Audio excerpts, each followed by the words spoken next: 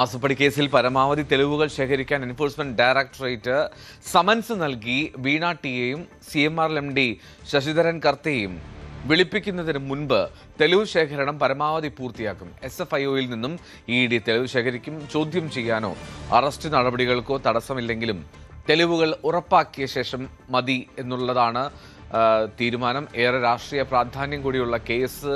അതുകൊണ്ട് തന്നെ ED വളരെ കരുതലോടുകൂടിയാണ് കാര്യങ്ങൾ നീക്കുന്നത്.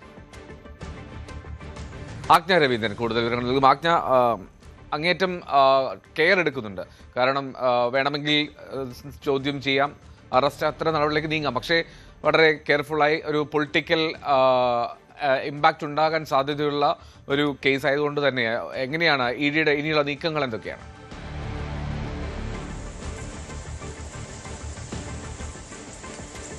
എൽദോ, ഇത് സിംഗിൾ ബെഞ്ച് ഈ ഹർജി തള്ളിയിരുന്ന സാഹചര്യത്തിൽ തന്നെ നമ്മൾ പ്രതീക്ഷിച്ചിരുന്നത് അങ്ങനെയാണ്. ഉടൻ വീണയ്ക്ക് സമൻസ് അയക്കും, CMR ഉദ്യോഗസ്ഥർക്ക് സമൻസ് അയക്കും എന്നുള്ളത് തന്നെയായിരുന്നു ആ സമയത്ത് വിചാരിച്ചത്. കാരണം EDക്ക് ആ സമയത്തും സിംഗിൾ ബെഞ്ച് ഡിവിഷൻ ബെഞ്ചിലേക്ക് പോകുന്ന ഒരു സമയം വരെയും സമയമുണ്ടായിരുന്നു. അതായത് വീണയെ കസ്റ്റഡിയിലെടുത്ത് ചോദ്യം ചെയ്യേണ്ടുന്ന സാഹചര്യം ഉണ്ട് എന്ന് ED നേരത്തെ വ്യക്തമാക്കിയതാണ്. ഈ റെയ്ഡുമായി ബന്ധപ്പെട്ട് മാത്രമുള്ള ചോദ്യം ചെയ്യലാണ് വീണയുമായി ഉണ്ടായിട്ടുള്ളത്.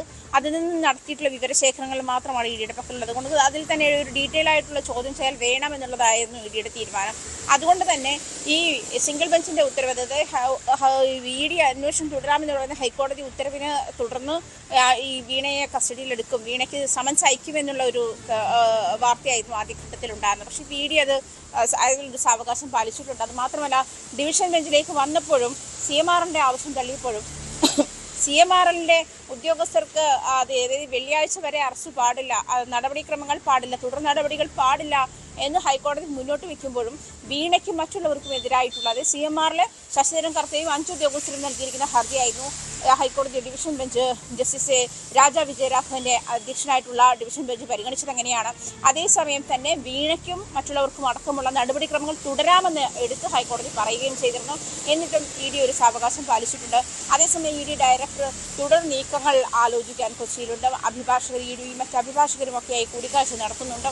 ഇതിലൊരു ക്ലാരിറ്റി വരുത്തിയ ശേഷം മാത്രമേ ED മുന്നോട്ട് പോവുകയുള്ളൂ എന്നാണ് മനസ്സിലാക്കാൻ കഴിയുന്നത്. എന്തായാലും വീണയ്ക്ക് സമൻസ് അയക്കുന്നത് ഉൾപ്പെടെയുള്ള കാര്യങ്ങൾ, വീണയെ ചോദ്യം ചെയ്യാൻ ഉൾപ്പെടെയുള്ള കാര്യങ്ങൾ, ആ കാര്യത്തിൽ ഒരു സാവകാശം ED പാലിച്ചിട്ടുണ്ട്. ഇത് ഇന്നലെ വിധി വരുന്നതുമായി ബന്ധപ്പെട്ട ഹൈക്കോടതി അന്തിമ തീരുമാനം എടുക്കുന്നതുമായി ബന്ധപ്പെട്ട കാര്യങ്ങളിൽ ഒരു മെല്ലെപ്പൊക്ക് നയം ED കാണിച്ചത്. പക്ഷേ ഇനി അതല്ല, ഹൈക്കോടതി തന്നെ ചൂണ്ടിക്കാട്ടി 2 വർഷം പഴക്കമുള്ള കേസാണ്, ഇനി ഇതിൽ സാവകാശം ആക്കേണ്ട കാര്യമില്ല എന്ന് ഹൈക്കോടതി തന്നെ ചൂണ്ടിക്കാട്ടിയിട്ടുള്ളതുകൊണ്ട് ED നടപടിക്രമങ്ങൾ ഇനി വളരെ വേഗത്തിലായിരിക്കാം.